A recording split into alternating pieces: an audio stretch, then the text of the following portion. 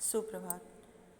Class 7th Hindi व्याकरण मंजरी का आज हम लोग 18वां पार्ट वाक्य पढ़ेंगे। सबसे पहले तो वाक्य किसे कहते हैं?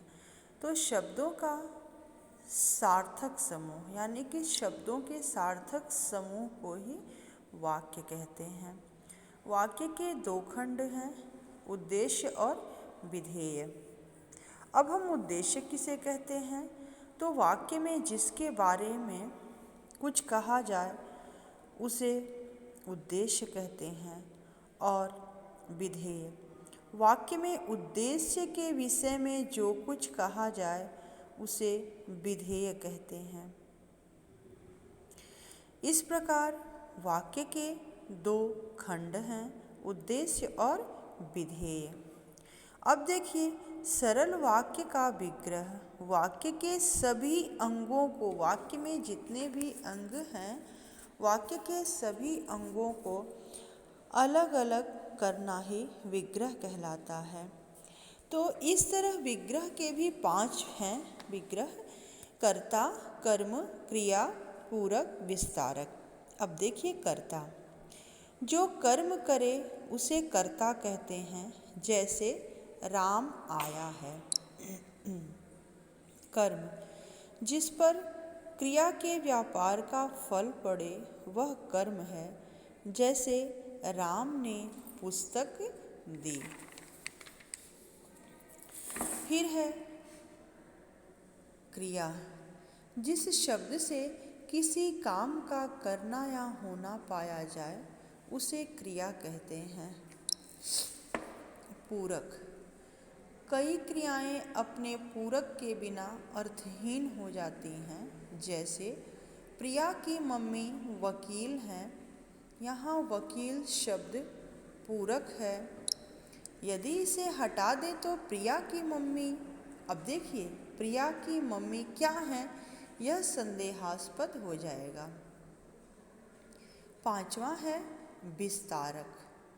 कुछ शब्द न तो कर्ता का विस्तार होते हैं और न कर्म का, वे ही विस्तारक कहलाते हैं। जैसे उसकी बहन सुबह 7 बजे से मम्मी के साथ घर की सफाई कर रही है।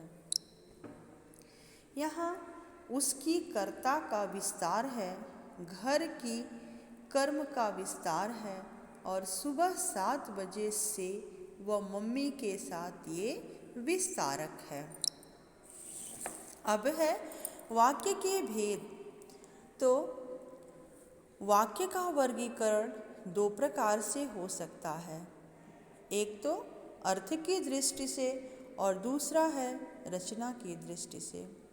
अर्थ की दृष्टि से वाक्य के 8 भेद हैं। पहला है विधानवाचक, जहाँ क्रिया के करने या होने का बोध हो उस वाक्य को विधानवाचक वाक्य कहते हैं। जैसे प्रिया पुस्तक पढ़ रही है।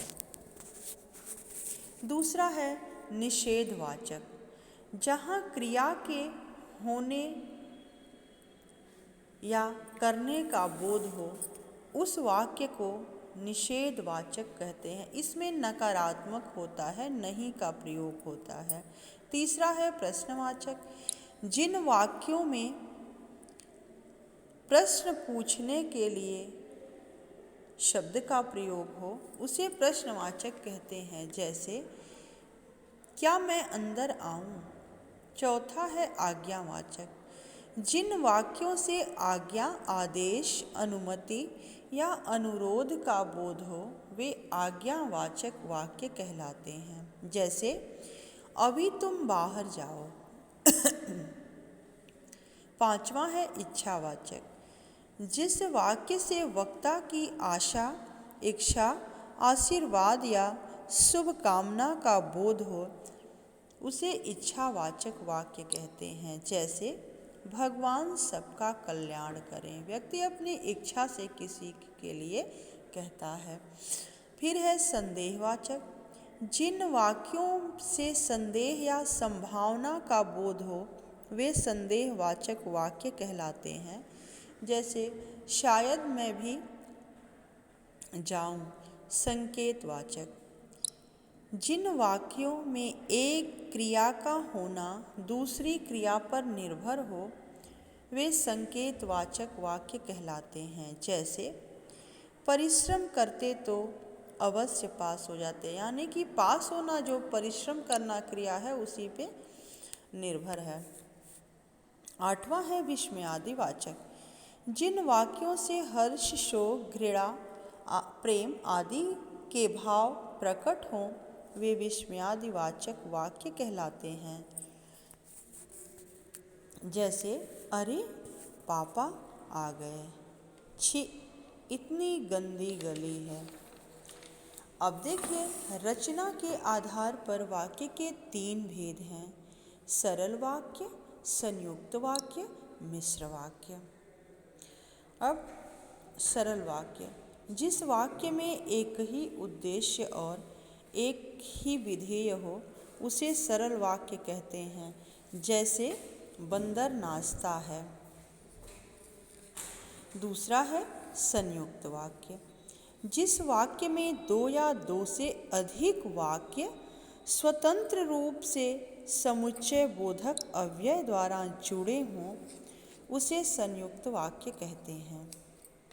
तीसरा है मिश्र वाक्य, जिस वाक्य में एक उपवाक्य प्रधान हो तथा अन्य उपवाक्य आश्रित हों उसे मिश्रित वाक्य कहते हैं। धन्यवाद।